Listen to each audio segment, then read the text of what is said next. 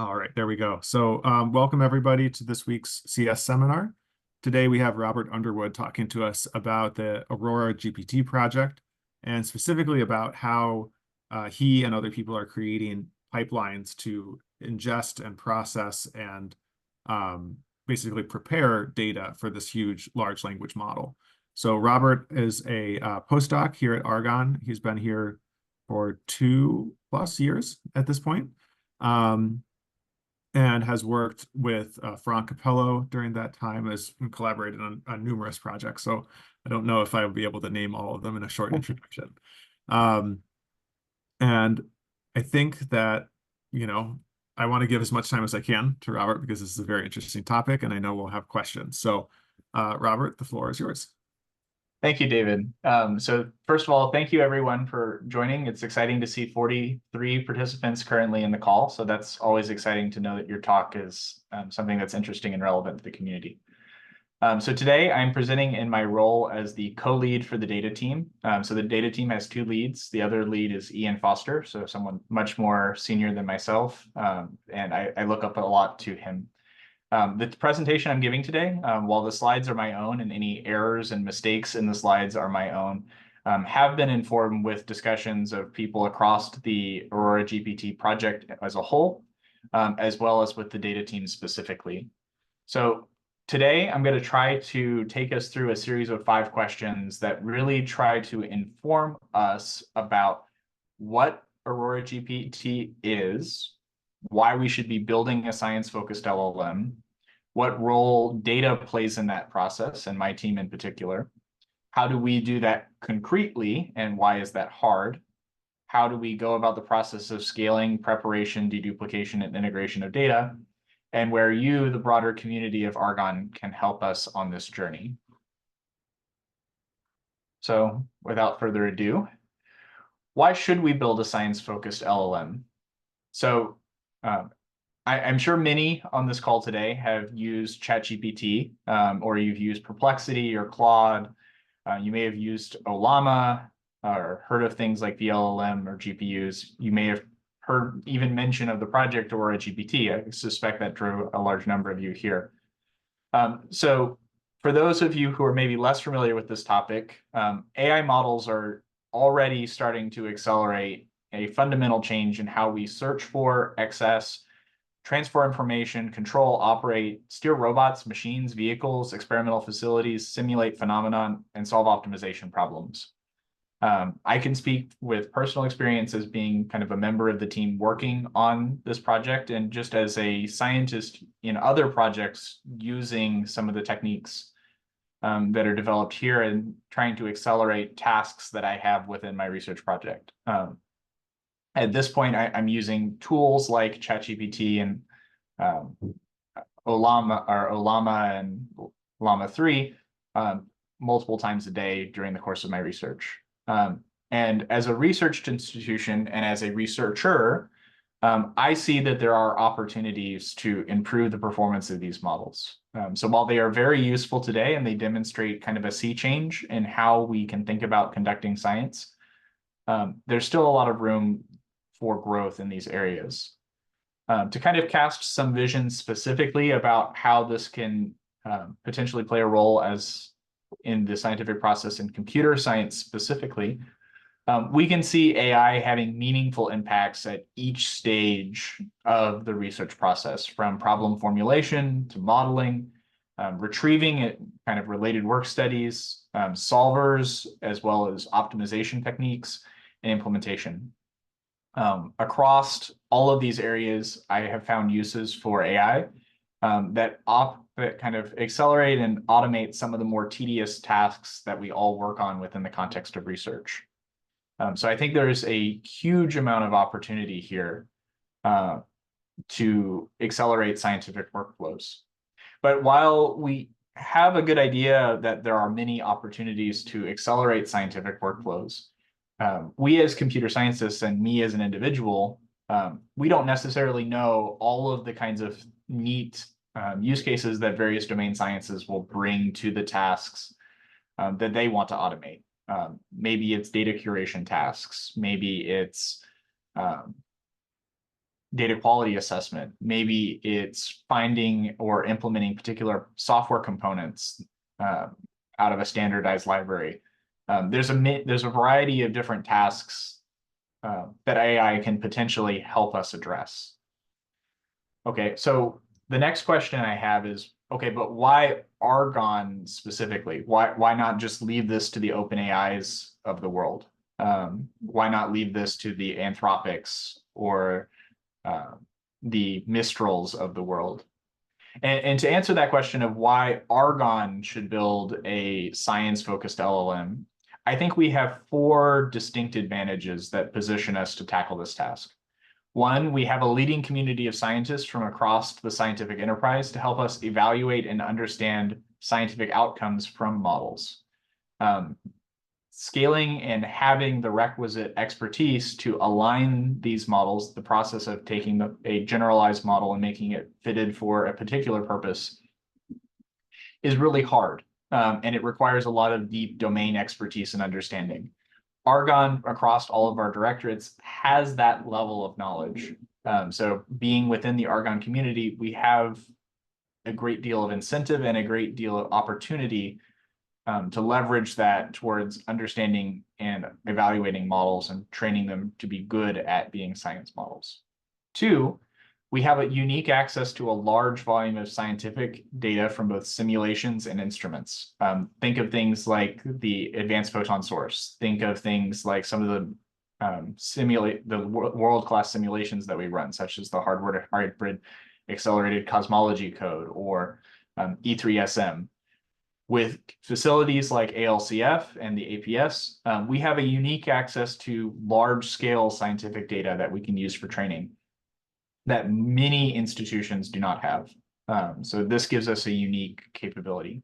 3, we have the exascale computing required to do this with systems like Aurora and Polaris. Now, I know Polaris is not technically an exascale system, but it provides us with the amount of compute that we need to start already today doing meaningful progress towards assessing models specifically designed to be AI assistants in the context of scientists.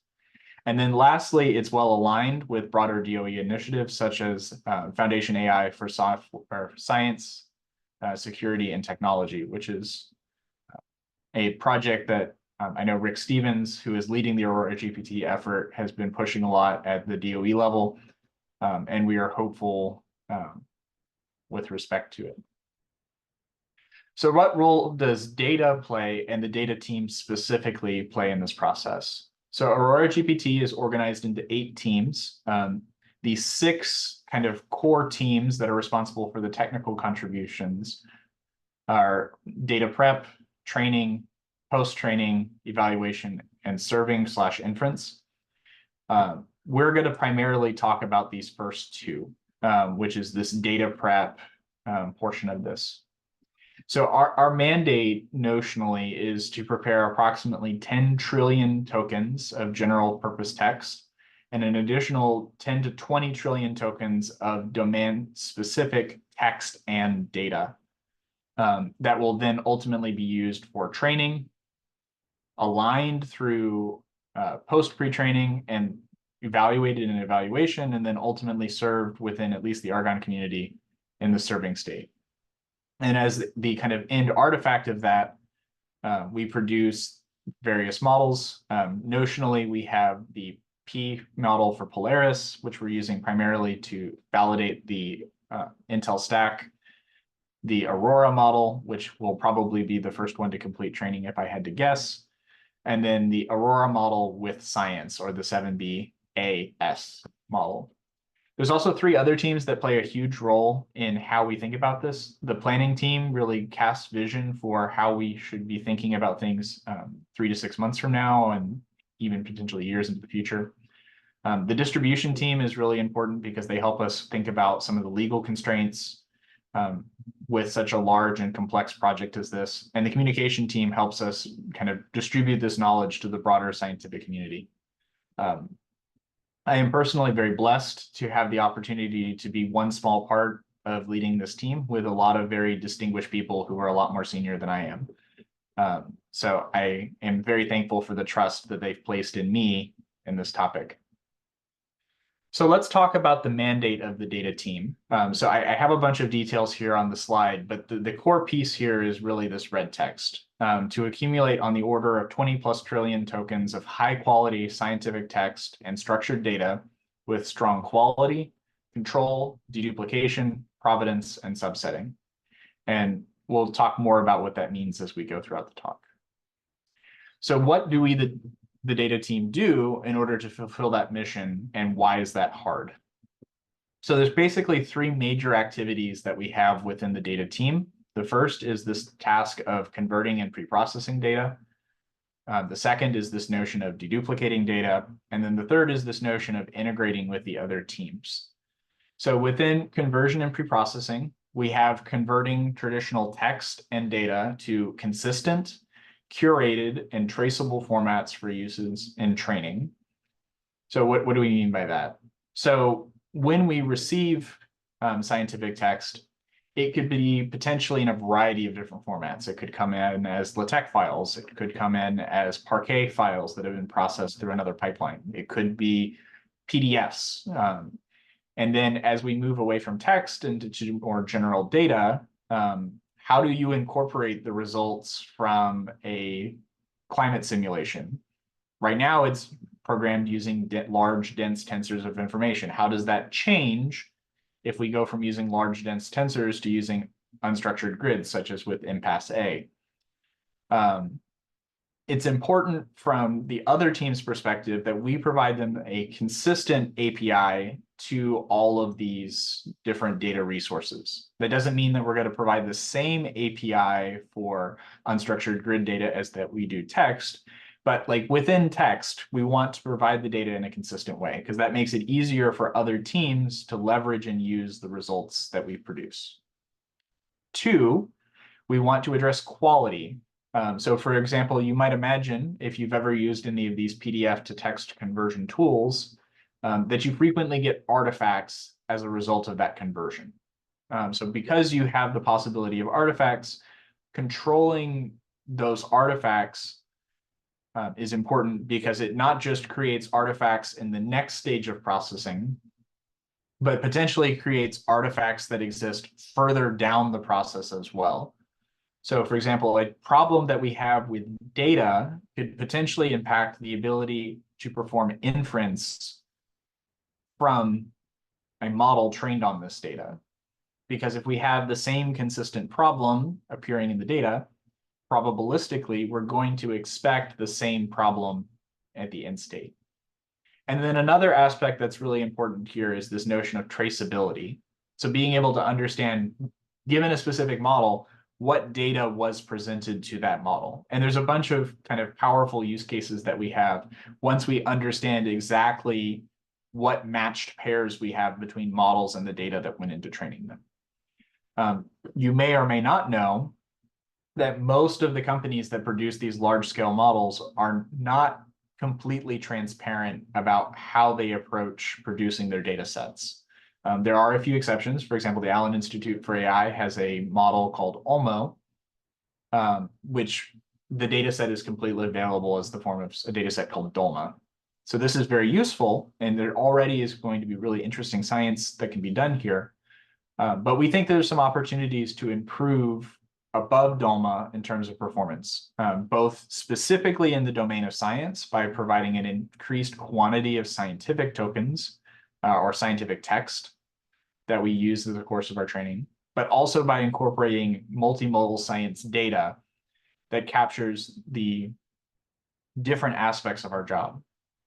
Yes, as researchers, we read and we write a lot of papers, but that's not all that we do. We interpret data, we visualize data to understand artifacts and scientific use cases. And as we look at these different formats, those inform our decisions that then ultimately arrive in our papers. So being able to incorporate multimodal data into this is really important. Deduplication is really important. And essentially it does what it says on the tin. It's removing redundant examples from the text. So why do we care about this? There's really three reasons. One is this notion of memorization, which can potentially affect the evaluation. So Everybody knows that guy or gal in college who, instead of studying for the exam the normal way, they just try to memorize the textbook the night before.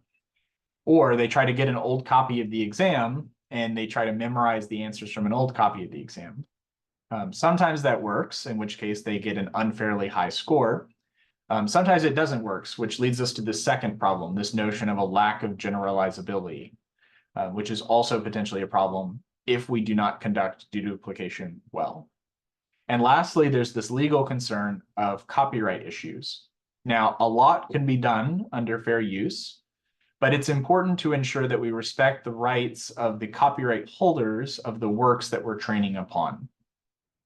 And thinking about how many copies of data our model sees can affect the likelihood that a model is likely to regurgitate copyrighted content verbatim, which is potentially problematic.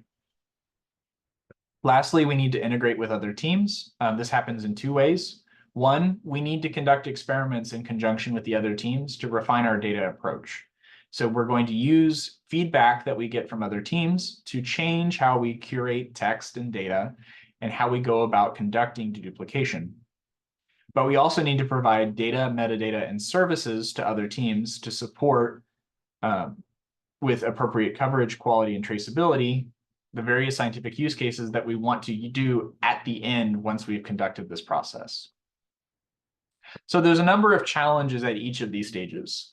Within the context of conversion and preprocessing, the notion of PDFs being a common form of scientific text, but at the same time being incredibly expensive to process and pretty error-prone to process at that. So there's a lot of data quality and expense concerns around the notion of PDFs. Two, if we don't get the data in the form of PDF, nearly every other format that we do receive text is different. So we need something that's flexible to incorporate the wide array of different data sources that we have. So in the process of doing this, we have a lot of text. So we have 14 terabytes of raw text alone. We generated that from 190 terabytes of PDFs and other materials. That's a lot. So just the scale of this problem is potentially challenging. And then it becomes more challenging when we start talking about multimodal. Let's say we're taking a single snapshot from the hardware hybrid cosmology codes farpoint simulation. That's 65 terabytes of raw data. Thinking about how we can best present 65 terabytes of data to an LLM is an interesting challenge from a performance perspective. It's an interesting challenge from a data quality perspective. It's an interesting challenge from an interpretation perspective. And that's just one application. Argonne supports a host of different applications that all face this fundamental challenge of having large data sets that they need to process and understand that they would like to apply AI to. Now we go to deduplication. Deduplication for text is expensive. A lot of the algorithms that you're going to use for deduplication are order of n squared, if you want to be able to do pairwise comparisons. But even if you go with algorithms that are slightly more efficient than that, they still require a large amount of memory. They're expensive if you try to conduct them in a distributed fashion, meaning there's a large amount of systems problems around deduping just text.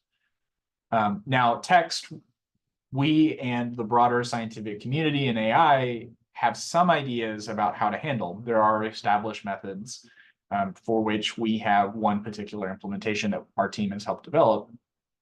But what about multimodal data? How do you dedupe between climate simulations? How do you dedupe between molecular simulations or quantum chemistry simulations? This is a really hard and complex question.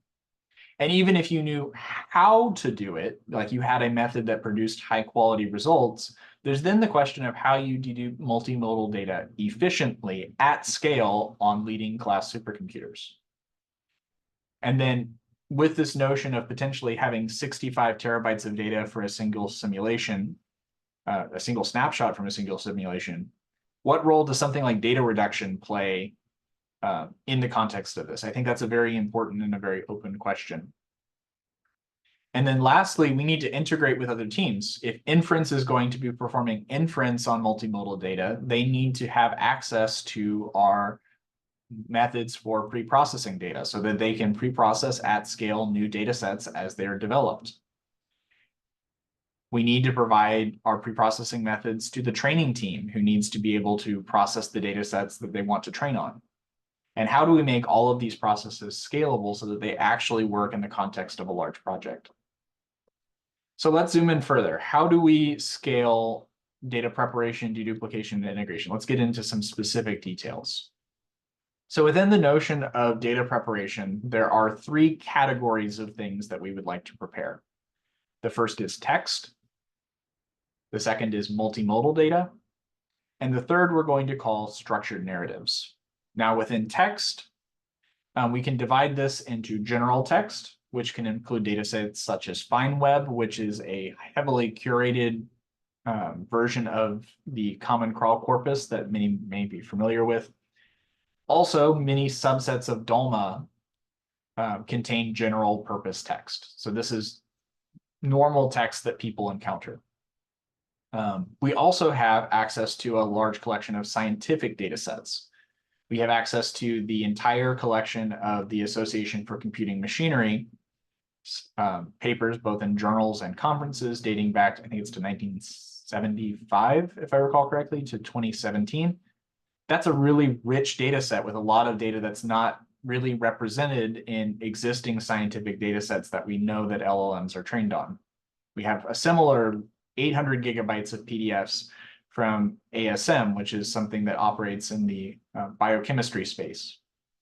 We also have two large data sets in the terms of Pro and Core that are less generally available. We also have variations of various archives, such as archive, bioarchive, the public PubMed, open access archive that we potentially want to consider.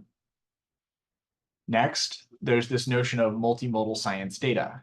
So this could be graphs or tabular data, such as the BVBRC. So this is a biomedical or a biochemical data set that I'm not familiar with the specific details of all of the different materials that it contains, but it has a collection of properties for each material in the database. And it has relationships between those materials.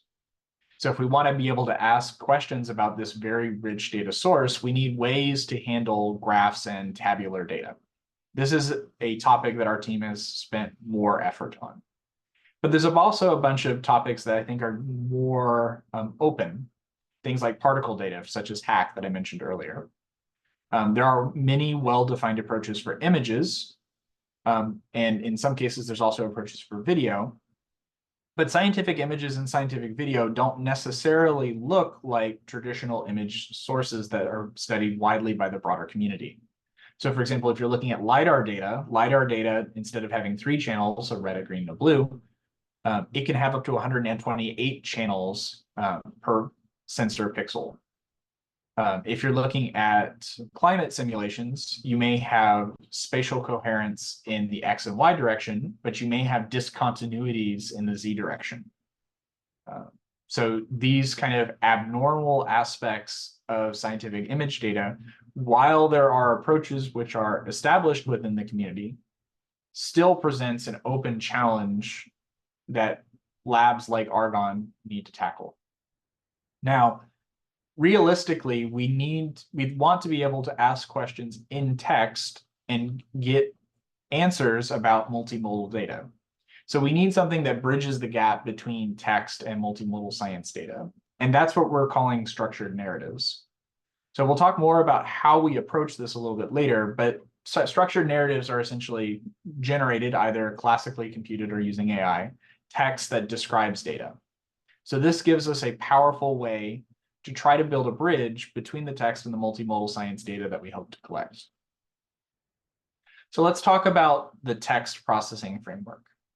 So within our ecosystem of software that we're developed and are developing, We have a standardized document format that we're going to use for all of the scientific text that has standardized ways of expressing metadata, text, abstract, title, so on and so forth.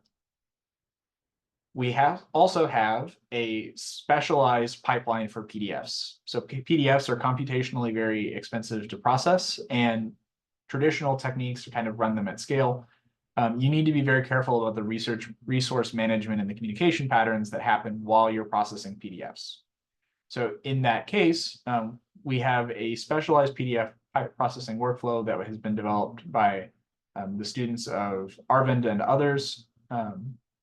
So Carlo, Kyle, Ozan, and others have, Alex Brace, I think, have also worked on this PDF WF workflow. So this works really well. It has multiple best-in-class parsers, including NuGet, but also specialized in-house parsers such as Oreo that have additional metadata processing capabilities. We also have a separate kind of organization for things that come in other formats such as XML or Parquet, where we have pluggable interfaces for document sources. So it's very easy to add new document types as we get access to new sources of scientific text, as well as standard document filters and transforms that we can apply to clean up and curate the data that we collect from these various sources. Lastly, we have standardized output formats, so we can kind of have one consistent set of tools that we can use across this entire ecosystem of software. Everything in this pipeline, whether it be PDF WF or the data prep pipelines code, is powered by Parcel. So Parcel is something out of the Globus Compute group. And it's really powerful in that it gives us easy ability for on-demand processing, which helps us meet some of our needs about providing services to others who want to use this. It gives us scalable execution on both Aurora and Polaris, and it gives us built-in fault tolerance, which is important because when you have these large jobs processing a bunch of PDFs, you want to be able to recover from failures. They happen. Now, science uses multimodal data in a way that's uncommon elsewhere. So I talked about a little bit of this before, where you can have images with more than 3 or 4 channels, dense tensors with uncorrelated dimensions, but there's also a bunch of other data formats, structured grid, unstructured grid, point clouds, adaptive meshes, graphs, equations, time-evolving predicates, parallel or scientific code, tabular data. Some of these things have approaches developed in the literature, but most of them do not. And while we may or may not get to all of these, it's our goal to support as many scientific workflows as we can. So two, I think, that are better represented in the community and within our team so far are parallel and scientific code and tabular data. But there are other data modalities that are potentially interesting and that we would like to investigate. So this is one area where the community can potentially become more involved. So with respect to data and narrative approaches, here are some things that we're thinking about. So some of these kind of range in levels of complexity. So at the easiest, we have this notion of scientific Mad Libs. Is anybody not familiar with the notion of Mad Libs?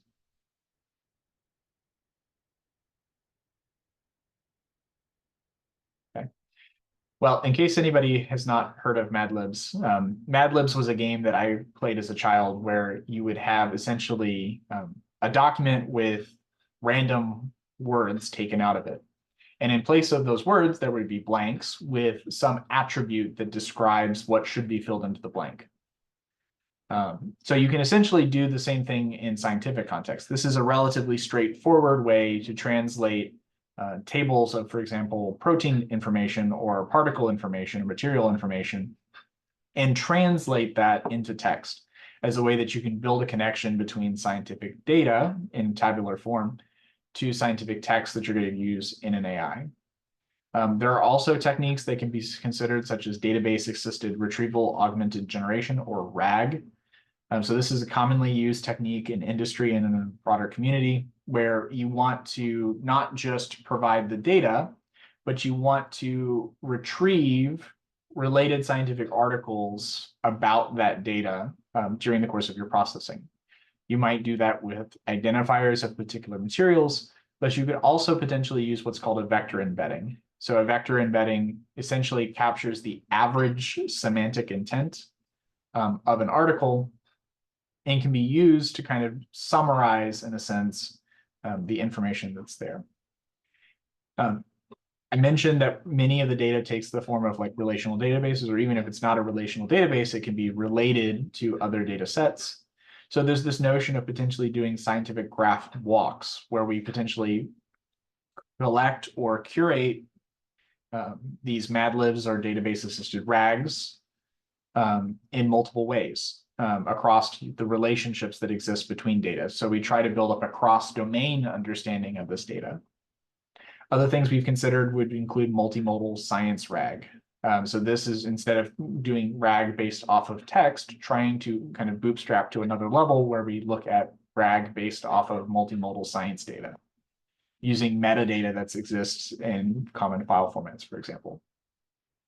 There's also the possibility of designing specialized encoders plus what's called a cross-attention component.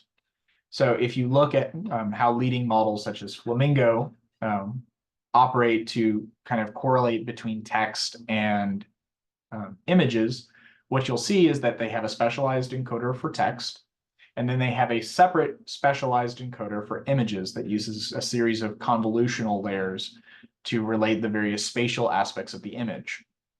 And then these two elements are joined into the general LLM, or the general large language model, through a mechanism known as cross-attention. So this is another potential way that we can go in this direction. We're still actively exploring the different possible ways that we want to do this. We're not committed to any particular way here. But what we do know is that if we don't start looking at this now, we won't be ready in time to look at some of these things at the time when major DOE initiatives will land on these topics. So we need to start exploring these now.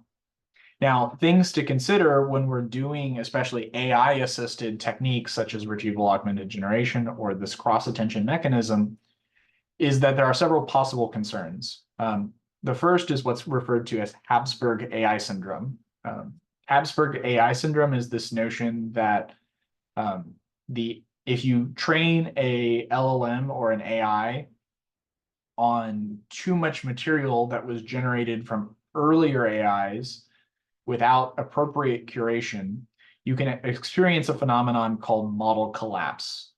So what happens in this case is because you've trained on potentially too much AI-generated knowledge, the inbreeding of these models potentially can cause the performance of the new model being trained as a result to radically degrade.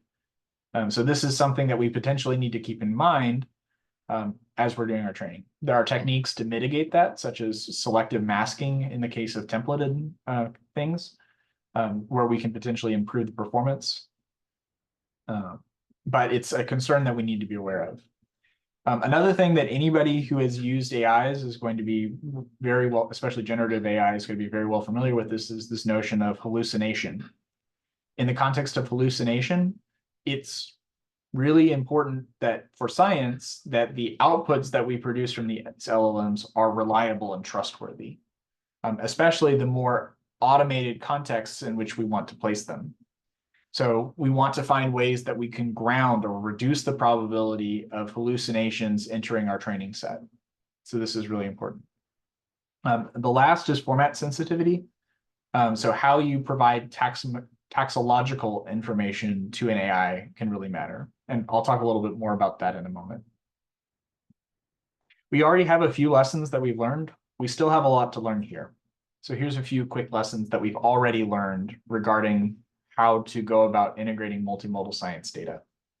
So the first lesson that we've learned is that short identifiers potentially can cause problems when used in the context of training LLMs.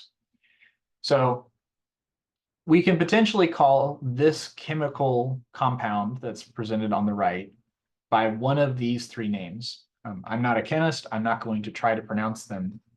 But you'll notice that each of them is progressively shorter. But at the same time, the shortest naming of these happens to just be a number.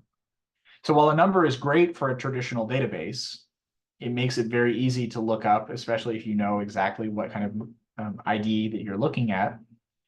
it doesn't work very well for AI. And the reason for that, or at least that we found, is that these unique ID numbers, well, 651 is also used in other domains and other contexts.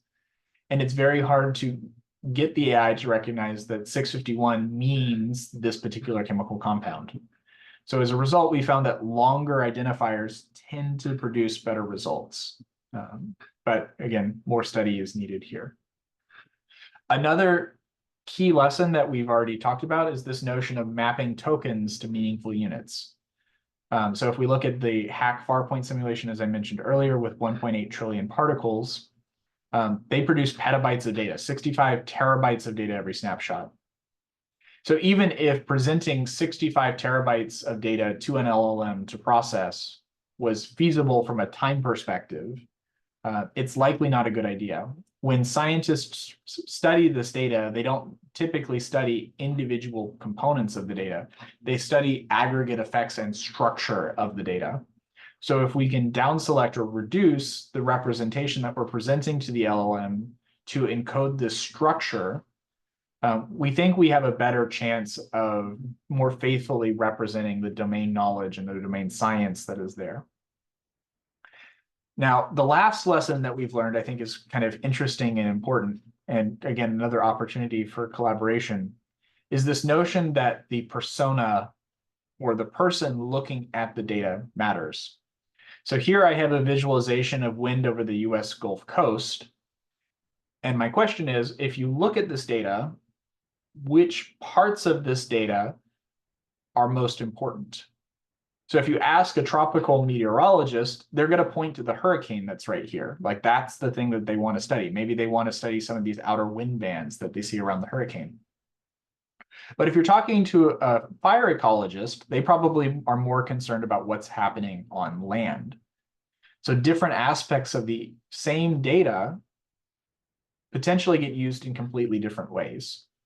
So figuring out how to account for multiple personas and identifying and cataloging personas that are interesting to the Argonne research community is an important task that we need to address.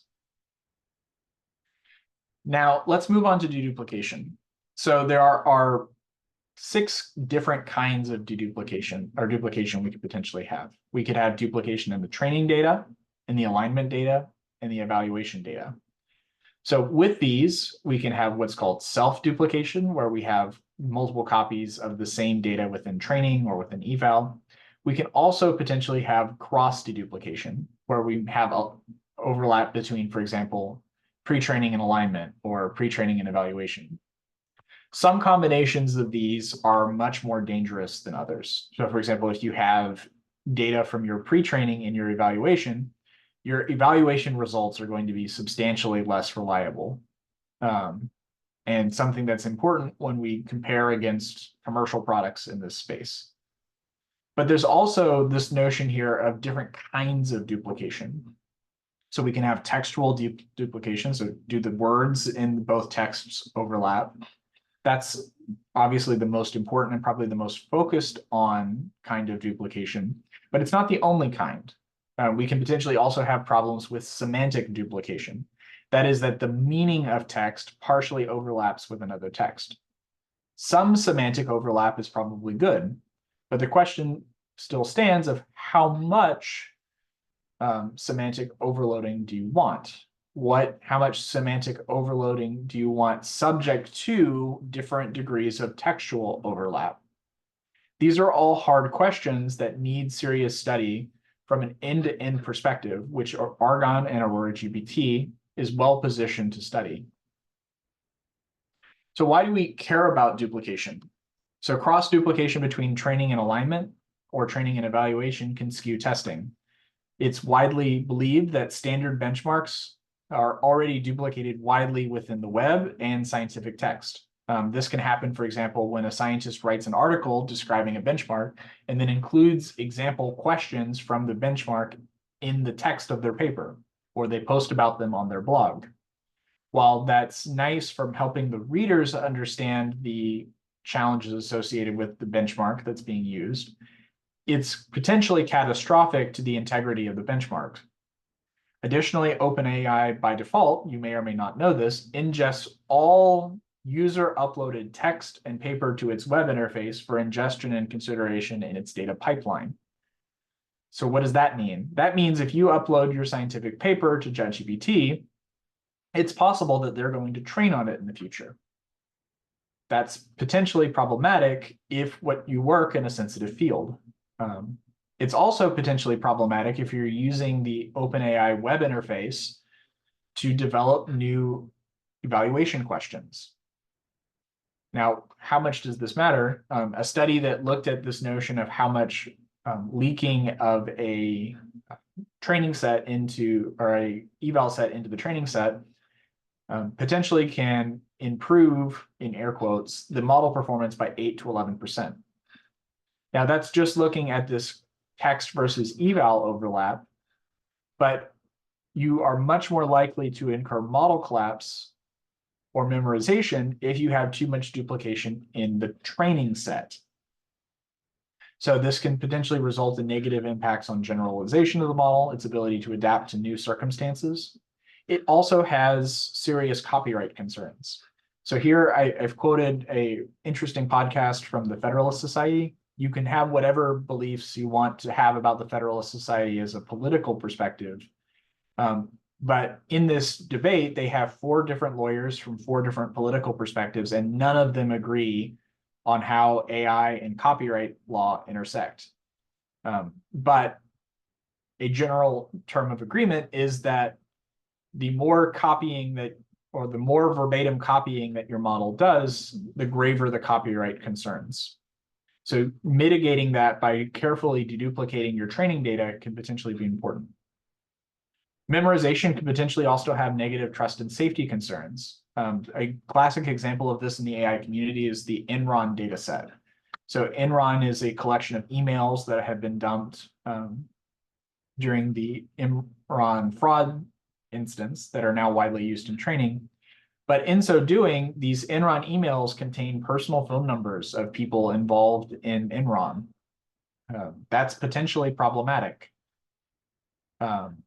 What if you accidentally have a model memorize something that's constructively classified? That's also potentially a problem. So we need to deal with duplication by doing at least textual deduplication at a resource level. Now, that's very expensive. It can take terabytes of memory, or even petabytes of memory to potentially do just textual deduplication, depending on how you do it. If you want to go beyond textual overlap and look at embeddings, that's even more expensive, especially if you look at current state-of-the-art vector databases that haven't been optimized yet for HPC. There's a lot of opportunities here to improve the performance. There's also, though, the problem, or while we can do textual deduplication, it may not be enough. It's relatively easy to evade what's the most common measure, which is called n-gram detection. It's even easier to evade the method that OpenAI is well known for using, called randomized clean substring.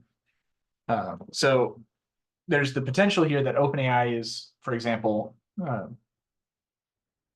using leaked training sets or evaluation sets in the context of their evaluation. The Allen Institute for AI considers the truthful QA benchmark, which is a very commonly used benchmark in our space, to be too leaked to be continued to be useful for evaluation. So how do we approach this within the context of our team? So we have our bodies of text that we've produced, and I talked a little bit about what those were in the processing section. We then feed those through an algorithm called minhash, which generates a kind of a Bloom filter that we can use to test whether or not a document is likely in that. And we combine that with this notion of a locality structured hash. So this gives us kind of a robust way to kind of determine what's the probability that particular documents overlap. We then feed that into an index, and we can identify the list of duplicates that exist in our corpus. Lastly, I'll turn to this notion of integration. So we're just now starting this process. But one of the things that we think we're going to need to do is we're going to need to evaluate end to end, how does data affect the outlying resulting product that we're generating as a result of our experiments. Now, doing that full end to end, even with exascale computing, is very computationally challenging. We need to be able to explore more configurations that even with exascale computing, we can afford to explore completely in an exhaustive fashion.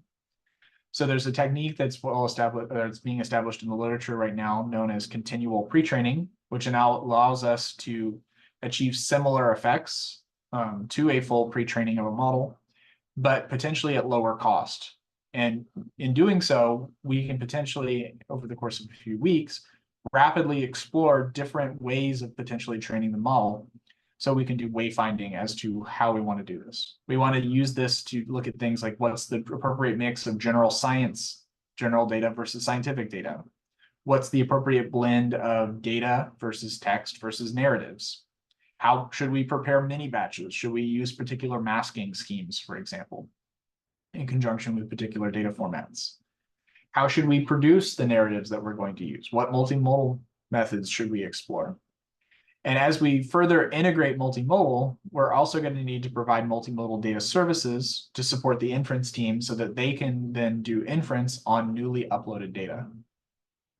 So I recognize that I have given a pretty long talk describing what we're doing and how we're working on it.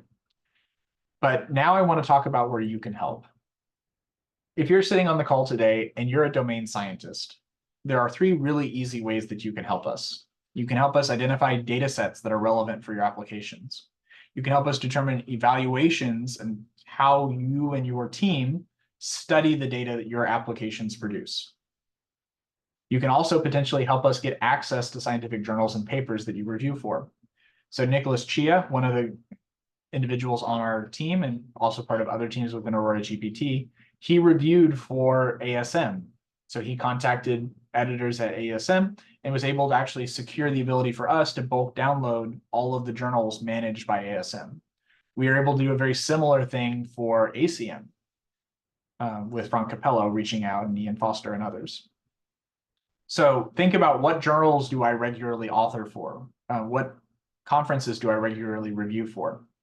And maybe there may be a way that we can request and get additional scientific journals and papers to use in our training process. Now, if you're a computer scientist, there's 2 kind of ways that you can think about this. One, you are a domain science for the purposes of AuroraGPT as well. Topics such as lossy compression, scheduling, parallel programming, and many others are situations where we need data sets, we need evaluation methods. We need scientific papers on these topics that we can potentially study. But also from a computer science perspective, there are many open challenges. How do we build scalable, generalizable processing for multimodal data? How do we generate HPC-focused vector databases for RAG and narrative use cases? How do we perform deduplication for multimodal data? These are all open questions where we're trying to find solutions across domain science applications where we could use help. If you're a mathematician, like computer science, you're also a domain science for the purposes of AuroraGPT. But we also need your expertise on things like Bayesian design of experiments, uncertainty quantification, information theory. These are all things that we think likely can inform the directions that we take as a data team. And with that, I would like to thank the members of my team who have contributed to this presentation and to the topics and the discussions that I've presented today. And with that, I will take your questions.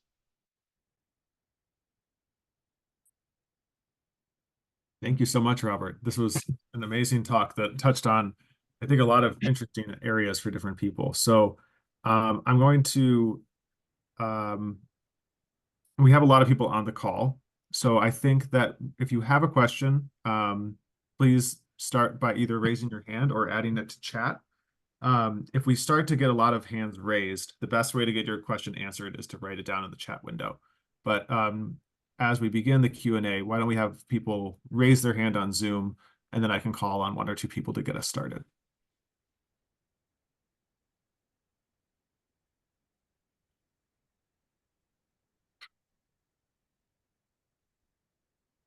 People are hesitant to start.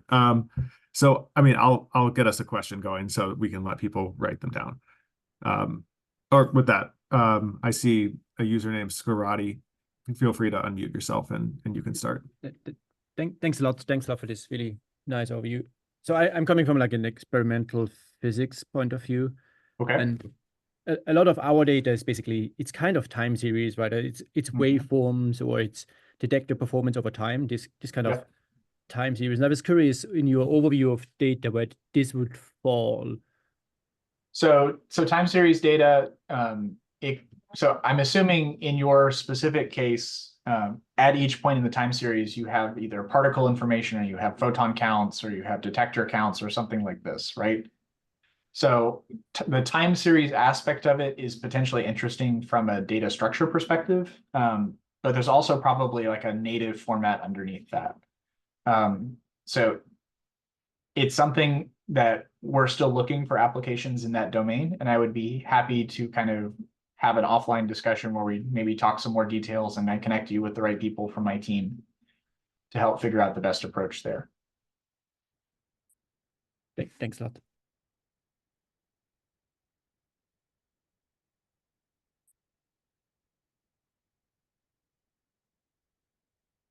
So you kind of touched on this a little bit, Robert, but when it comes to creating these new benchmarks and creating these new corpora that you're going to be training on, I mean, is there a lot of external collaboration on this at this point? Or is it largely the data team that is kind of having these discussions as you're trying to kind of compile these data sets? So we are having discussions with partners at, for example, RECON RCCS, in the context of the special collaboration that we have with them. We're also reaching out to researchers at BSC.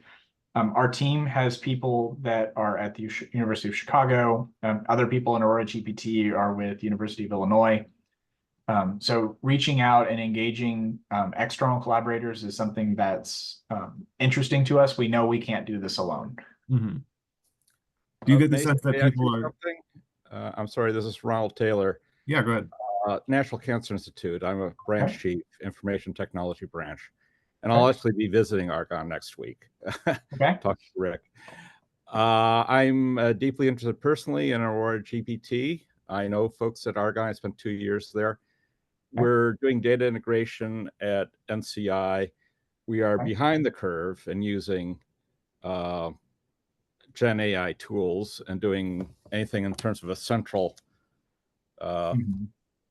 centralized support. Dana-Farber might be the leader there. We've been talking to them. I'm interested in helping you folks and making use out of what you produce in the coming years. So something perhaps for a discussion when I visit Argonne next week. Yeah, and if you already have connections with Rick, Rick is certainly an excellent place to start. But if there's someone on your team who's focusing on some of the data aspects, I'd be happy to make a connection with the appropriate person on our team. Thank you. More to come. I just wanted to introduce myself. Well, nice to meet you, Ronald. Thank you. Thank you, Robert.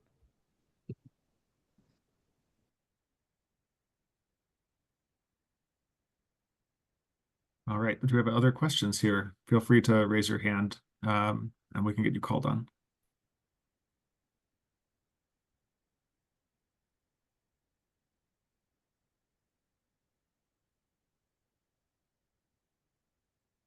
I mean, I'm happy to keep asking questions. I mean, so you talked a lot about deduplication and all the ways that this can kind of go wrong and off the rails, and also how difficult it is. I mean, how easy is it to quantify an acceptable level of duplication when these duplication metrics are kind of flawed? Yeah, so in the case of text, there are some numbers that are kind of suggested by various papers that people have looked at in this space. There's a lot of work. I'm blanking on the name, but there's a researcher who has done a lot of studies and basically how can you essentially coerce a model to regurgitate some text and how many copies of the data it has seen in its training corpus to cause that. For other data formats, that's a less well answered question. So if we're doing this for images, we don't have a good answer for this. We don't have a good answer for particle data. So there's going to have to be some studies looking at this aspect for some of the unique data forms that Argonne has. And it sounds like at the moment, then the Aurora GPT project is taking the stance that just we're going to aggressively deduplicate as much as we can, because there's really no, maybe in the medical community they would say there's no safe level of this. Is that correct? So no safe level is probably not quite the right term. Okay. But we certainly try to make it as de minimis as possible. Yeah. So I think the better analogy would be what I think the expression is as low as reasonably achievable. Another good one. Okay. Okay. I see a hand for Kevin. Yeah, you talked about the issues with dealing with PDF files. Yep. Of course, the advantage of PDF is they're ubiquitous and almost everything gets turned into a PDF at some point. Yep. But, you know, like for example, on Archive, there's Yep. the PDF version of a paper, there's an HTML version, there's the original tech LaTeX. Yep. So is it better to focus on PDF just because that's kind of the lowest common denominator, or is it better to find the best format for each particular piece of data and process that, both from an efficiency point of view, as accuracy point of view? Yeah, so this is a very astute point. So it is true that for different data sets, we have multiple forms of particular data. So when we have something that is higher quality than PDF and more faithful to the original text, we use it. But we often don't have that. So having a robust PDF processing pipeline allows us access to a much larger percentage of scientific documents than we'd otherwise have access to. Does that answer your question? Yeah, absolutely. Thanks. Christian? Hi, I'm Christian. Nice to meet you, and thanks for the interesting presentation. I have more a general question about the transparency of the data where you know, a model is trained. In particular, I'm referring, for example, in the case of ChatGPT. Yep. Since okay, I give you this example, and I want just to know which is your general idea about data transparency and how a model is trained, because it happens to me that, you know, in the last version of ChatGPT, I interact with ChatGPT, and okay, I'm from Italy, my accent is recognizable, and I spoke in English with ChatGPT, and he answered in Italian, means that it recognized my accent. What I did is that a friend of mine is Ukrainian, and I tried to do, I was surprised because I didn't ask him to recognize my accent. And this friend of mine that is Ukrainian spoke with her accent, that is a quite strong Ukrainian accent. And at this point, ChatGPT answered in English. And we asked him, can you recognize my accent? My friend said, can you recognize my accent? You can speak my native language. And the answer was, I don't have this ability, and I'm not trained to have the ability to recognize accent when you speak in English. And at this point, what I'm saying is lying, because at the beginning, he recognized my accent because he answered in Italian, and I was just speaking English until that point. Means that I didn't speak in Italian before, and it take information from me. But in the moment that explicitly my friend asked to recognize her accent, he says something that in reality is not true. And this is an example, but I tell you that in other situations, I see that has some abilities that can be erased in some case. And when you explicitly ask to use this ability to do other things, it says, I don't have this skill, which is your idea So, respect to this. yeah. I think also in general, there's a lack of transparency with OpenAI because Yeah. as I know, we don't know where they train their data, and there is all this, I would say. Yeah. So Christian, thank you very much for your question. So I think what you're getting at is true. So when companies like OpenAI conduct their training, they go through a process that we also intend to go through called alignment. So in alignment, we try to make the model respond truthfully. We try to make it respond accurately, concisely, things of this nature. It is possible that there is not sufficient Ukrainian audio data in GPT-4o's data set that it's not able to respond and identify that accent. Whereas Italian is, for lack of the phrase that's used in the NLP community is a low resource language compared to Italian. Italian is a much higher resource language. So given that that's the case, there's probably some issues with data availability for Ukrainian.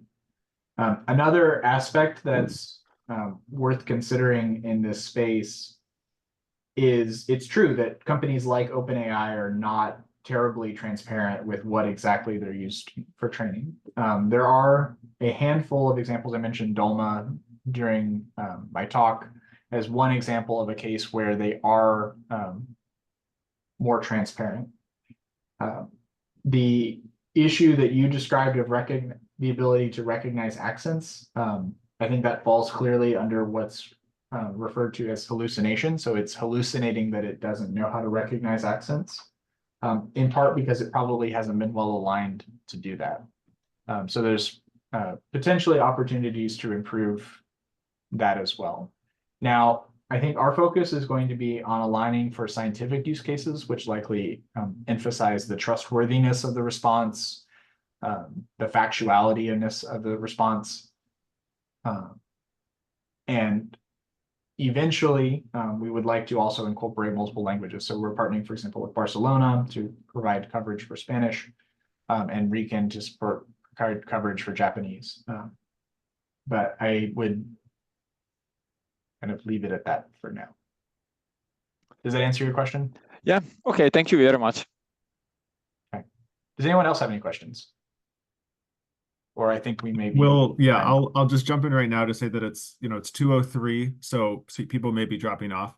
And for such a rich talk and discussion, I want to take the opportunity to thank Robert one more time before everyone just sort of trickles off of Zoom. So thank you, Robert. This was really great. And it's a great resource that I'm glad that we'll be able to kind of revisit if I ever want to get another good baseline on the data team. So subject to Robert's availability, we could stay on for a little bit longer if there are any other questions. But thank you, Robert, and looking forward to chatting in person soon. Yep. I can make the slides available, Kyle. Yeah, I think we don't have as a seminar the ability to really post these. So if you are interested in the slides, please contact Robert individually. That should go through him, not Okay. the venue. Any other questions?